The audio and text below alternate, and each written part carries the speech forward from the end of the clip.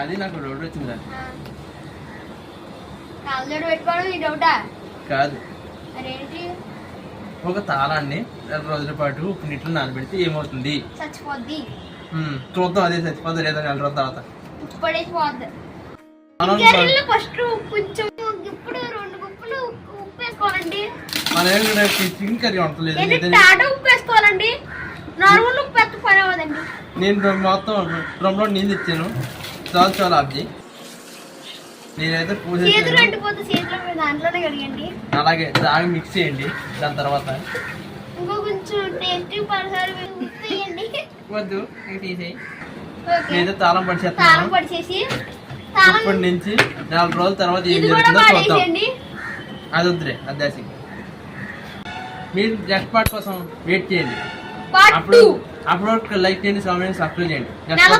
చూడండి.